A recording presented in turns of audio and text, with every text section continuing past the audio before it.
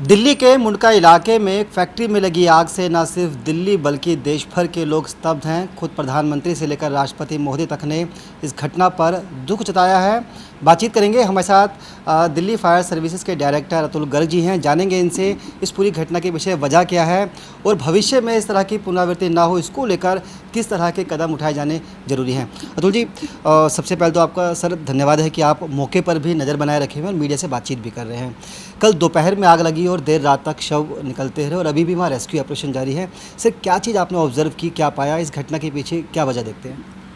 देखिए, घटना के पीछे वजह ये रही है कि जो बिल्डिंग थी इसमें ना तो कोई फायर सेफ्टी अरेंजमेंट था, ना एस्केप रूट था, ना बिल्डिंग में कंपार्टमेंटेशन था, जिसकी वजह से आग जो है फर्स्ट फ्लोर से तुरंत सेकंड फ्लोर में पहुंच गई सेकंड्स में। दूसरी एक बात और अभी आई है जब मैं मौके से आया हूँ कि आग पहले लगी थी, इन्होंने फायर डिपार्टमेंट को देर में बुलाया। आग करीब 4 बजे लग गई थी। पहले खुद कोशिश करते रहे, इसको मतलब कहना चाहिए कि अपनी तरफ से तो कोशिश की इन्होंने, और फिर 4:50 में हमको बताया।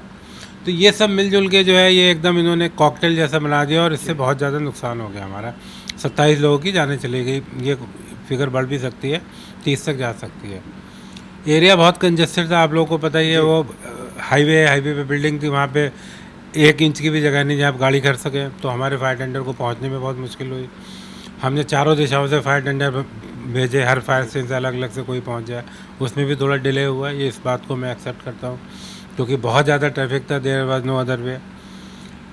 और क्योंकि एक ही जगह आदमी थे सारे, वो पता नहीं मीटिंग कर रहे थे, कह रहे थे मार्केटिंग की मीटिंग हो रही थी, सेल्स की मीटिंग हो रही थी, और प्लास्टिक का मटेरियल था, उसमें स्मोक बहुत ज़्यादा होता है, तो वो स्मोक इनहेलेशन हो गया, वही जो है बेहोश हो गया। उसके बाद आग थी, उसमें जल गया। सर, आग लगने की शुरुआती वजह क्या थी? और आपने चूँकि खुद कहा कि फायर के एनओसी उनके पास नहीं थे, तो क्या बिल्डिंग में एग्जिट और एंट्री के अलग अलग रास्ते थे, या एक बड़ी वजह ये भी रही जो नंबर ऑफ़ पीपल जिनकी डेथ हुई है कि बिल्डिंग के अंदर रास्ते नहीं बनाए गए थे कि अगर कोई ऐसा हादसा हो जाए जिससे लोग बच के निकल जाएँ? ये भी कहा जा रहा है कि शीशे की बिल्डिंग थी, जो विंडो थे बहुत छोटे थे और AC लग रहे थे, इस वजह से भी आग बढ़ती चली गई? एसी की वजह से नहीं आग बढ़ती चलेगी, आग इसलिए बढ़ी क्योंकि इन्होंने शीशे लगा रखे थे। तो एक तो शीशे जैसे आग लगती गिरने लगे, तो आप पास खड़े होकर फायर फाइट नहीं कर सकते, आपको बार बार पोजीशन बदलनी पड़ रही थी। इसीलिए फिर हमने बाद में सारे शीशे खुद तोड़वाए कि आप शीशे तोड़ दीजिए एक बार, ये प्रॉब्लम ख़त्म हो। दूसरा कहते हैं शीशे जो लगाते हैं, इसको फैसेट कहते हैं, उसके और फ्लोर के बीच में जगह रह जाती है, वो सील नहीं किए गए थे, इसीलिए आग फर्स्ट फ्लोर से लगी, इमीडिएटली सेकेंड पे चली गई और थर्ड पे चली गई।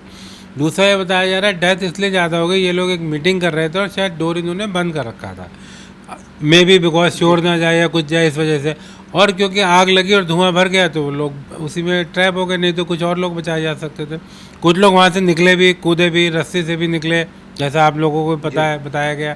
तो जो लोग निकल पाए, क्योंकि ये जो फैक्ट्री थी, फैक्ट्री का गोडाउन था जिसमें ये असेंबल करते थे, ये बहुत डेंस स्मोक वाला मटेरियल था, ये जलता है, बहुत धुआं देता है। तो आपके पास 1 से 2 ही मिनट होता है, क्योंकि फिर आप कार्बन मोनोऑक्साइड इनहेल कर लेते हैं और आप बेहोश हो जाते हैं और उसके बाद आपको कोई होश नहीं रहता। तो ये जो हुआ है ये इस वजह से हुआ कि 27 के करीब जो मारे गए और 12 जो इंजर्ड हुए हैं, ये इस वजह से ही हुआ है।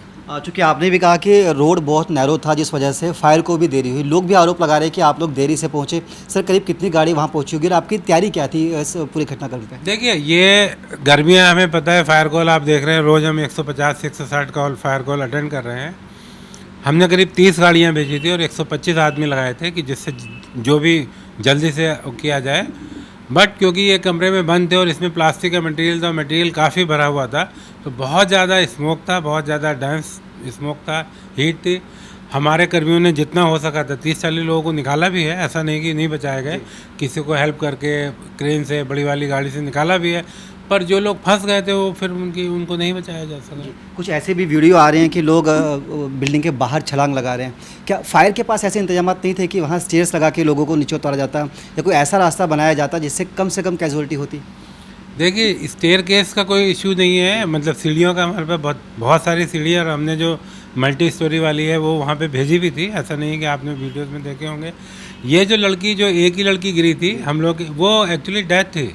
वो कहते हैं, वो ये बता रहे हैं जो लोग कि जब वो गिरी थी वो जिंदा नहीं थी, वो ऑलरेडी चार्ट हो चुकी थी, वो अपने वेट से शीशा तोड़ के गिरी थी, वो कूदी नहीं थी, ऐसा ही आया। क्योंकि जब उस बॉडी को उठाया गया तो वो उस टाइम में अलाइव नहीं थी।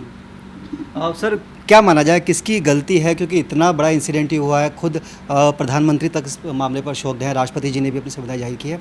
आपकी नज़र में किस डिपार्टमेंट का फेलियर है? देखिए, ये मैं फिर कहूँगा, मैं किसी डिपार्टमेंट को ब्लेम नहीं करना चाहता, ये एक सिस्टम फेलियर है। एमसीडी, हम, पुलिस, सभी लोग इसमें इन्वॉल्व हैं। ये बिल्डिंग बनी, अनऑथराइज चल रही थी, किसी ने इस पे पहले ध्यान नहीं दिया, आज आग लग गई, सब कह रहे हैं। तो ये मैं ये कहूँगा ये सिस्टम फेलियर है, कोई एक डिपार्टमेंट की कोई मैं इसमें गलती नहीं ठहराना चाहता हूँ। क्योंकि आपने भी कहा वहाँ फायर सेफ्टी के नॉर्म्स नहीं थे, बिल्डिंग का लाइसेंस भी नहीं था, नक्शा भी नहीं था, आपकी तरफ कोई अप्रूवल भी इसके लिए नहीं आया था। तो क्या ये माना जाए कि जो दिल्ली नगर निगम है उसने सही से काम नहीं किया, और जिस तरह से एमसीडी पर अक्सर आरोप लगते हैं भ्रष्टाचार के, ये इसका एक जीता जागता उदाहरण है? देखिए, ऐसे अगर आप देखेंगे तो जितने भी गांव हैं हमारे यहाँ जो अपने, वो कोई भी प्लान के लिए अप्रूव नहीं करते, पर वहाँ बिल्डिंग है, कमर्शियल एक्टिविटी होती भी है। ये एक, मैं फिर यही बात कहूँगा, ये एक कलेक्टिव डिसीजन होगा। मैं कह दूँ एमसीडी ने नहीं किया, बट जान तो चली गई ना, तो ये एक कलेक्टिव डिसीजन है, हम सबको मिलकर करना पड़ेगा। गर्ग साहब, क्योंकि आप लोग कह रहे हैं कि आप तक किसी ने अप्रोच नहीं किया एनओसी के लिए, और क्योंकि एमसीडी का काम है, कहाँ कितनी फैक्ट्रीज चल रही है, लीगल है इलीगल है, अगर वहाँ फैक्ट्री चल रही थी, उसका कोई नक्शा या बिल्डिंग वैल्यूज पास नहीं था फैक्ट्री के लिए, तो ऐसे में एमसीडी की जिम्मेदारी सीधे तौर पर बनती है? कह सकते हैं आप, बिल्कुल बनती है, क्योंकि उन्होंने शायद लाइसेंस भी दिया होगा इसको, ये मैं कंफर्म नहीं कर पा रहा। उसने लाइसेंस भी लिया था कि बिल्कुल ही सब काम वैसे ही कर रहा था, ट्रेड लाइसेंस भी लिया नहीं था। ये एमसीडी से चेक करना पड़ेगा कि इनके पास लाइसेंस था कि नहीं था। जी। गर्मियों के मौसम में अक्सर इस तरह की घटनाएं सामने आती हैं, और आप लोग भी लोगों को अलर्ट करते हैं कि ऐसा कोई काम ना करें, ऐसा कोई फिल्म ना करें जिससे आग लग जाए। लगातार कॉल्स आपके पास बढ़ती जा रही है, ऐसी घटना दोबारा ना हो, क्या इसके लिए फायर डिपार्टमेंट या कोई कंसर्न अथॉरिटी कुछ काम कर रही हो? देखिए, ये अभी अगर आप देखें तो हमने दिल्ली जो बीसीएस है, इससे भी हमने भी मेमोरेंडम ऑफ अंडरस्टैंडिंग बनाया कि कैसे गर्मियों में आग, क्योंकि फायर इलेक्ट्रिकल वजह से ज़्यादा लगती है, तो क्या दिया जाए। तो उन्होंने कहा है कि हम दोनों मिलके, मतलब फायर डिपार्टमेंट और बीसीएस यमुना जो है मिलके लोगों को जागरूक करेंगे कि आपने क्या क्या प्रिकॉशन ले लें इन केस गर्मियों में स्पेशली, कि जिससे आग ना लगे, आप अपना बचाव कर सकें। क्योंकि ये मेरा मानना है, फायर का जो इंसिडेंट है वही एक ऐसा इंसिडेंट है जो प्रिवेंटेबल है। अगर अर्थक्वेक आ गया उसको नहीं रोक सकते, नेचर है, तूफान आ गया वो नेचुरल है, पर फायर का इंसिडेंट को रोका जा सकता है और जान बचाई जा सकती है। अगर हम छोटे प्रिकॉशन लेंगे तो हम जान बचा सकते हैं। ये मैं पहले भी कह रहा था, अब भी आपके माध्यम से कहना चाहूँगा कि ये आग फिर देखिए बिजली की वजह से लगी, इलेक्ट्रिक की वजह से लगी, और मैं ये कह रहा हूँ बहुत दिन से कि आप 2 साल बाद ये ऑपरेशन शुरू हुए हैं, लोग बिजनेस, तो सारा ध्यान आपने बिजनेस की तरफ लगा दिया। किसी ने ये नहीं देखा 2 साल में इक्विपमेंट की कंडीशन क्या हुई, वायरिंग ठीक की, उस पर धूल तो जम गई, वायरिंग क्रैक तो नहीं हो गई है, वायरिंग चूहे ने काट तो नहीं रखी है। और ये जो इंसिडेंट है वो भी इसी की देन है। आप कंटिन्यूस एसी चला रहे हैं, कल टेम्परेचर बहुत ज़्यादा था और उसमें धमाका हुआ, वायर में धमाका हुआ, जनरेटर से जो एसी की तरफ ले जा रहा था, और उस वजह से आग लग गई। तो ये सब प्रिवेंटेबल है अगर हम टाइम से प्रिकॉशन लें, अपने लोड को चेक करें, अपनी वायरिंग को चेक करें और ध्यान रखें। जी सर, आपने कहा कि इस बिल्डिंग के पास फायर की एनओसी नहीं थी, तो क्या ये माना जाए कि फायर विभाग कोई आदेश जारी करने वाला है एमसीडी को कि जिन इंडस्ट्रीज़ के पास या इस तरह की बिल्डिंग्स के पास एनओसी नहीं है उनको रोका जाए, शटडाउन किया जाए, इस घटना से सबक लिया जाए? देखिए, ये डिसीजन गवर्नमेंट लेगी, ये क्योंकि एमसीडी मेरे अंडर में नहीं आती और मैं उसको कोई आदेश पारित नहीं कर सकता। This decision has to be taken by the government, और मंडे मीटिंग होगी, उसमें हम ये पॉइंट मुद्दा ज़रूर उठाएंगे कि इसको रोकने के लिए कुछ ना कुछ ज़रूर किया जाए। तो सर एक आखिरी सवाल है, इसे आप कितनी बड़ी घटना मानते हैं? क्योंकि अनाज मंडी में जो आग लगी उसके बाद कहा जा रहा है कि दूसरी सबसे बड़ी आग ये है। आपका क्योंकि लंबा चौड़ा एक्सपीरियंस है इस डिपार्टमेंट के अंदर, कैसे देखते हैं इस घटना को? देखिए, बहुत बड़ी घटना है, 27 लोगों की जान गई, 2-3 लोग और है, उम्मीद है 12 लोग इंजर्ड हो गए हैं, 40-50 निकाले गए हैं। तो ये अगर फायर के हिसाब से देखी जाए तो ये बहुत बड़ी, हमारे हिसाब से बहुत बड़ी घटना है, 3rd लार्जेस्ट घटना है जी। और लोगों के लिए क्या मैसेज है, इस घटना से क्या सबक लेना चाहिए? देखिए, मेरा सबसे एक ही मैसेज है, आप जिस प्रेमिसेस में काम करते हैं उसमें फायर सेफ्टी का अरेंजमेंट करें। आप फायर का एनओसी ना लें, पर फायर सेफ्टी अरेंजमेंट करें, क्योंकि ये आपके लिए, मेरे लिए नहीं है।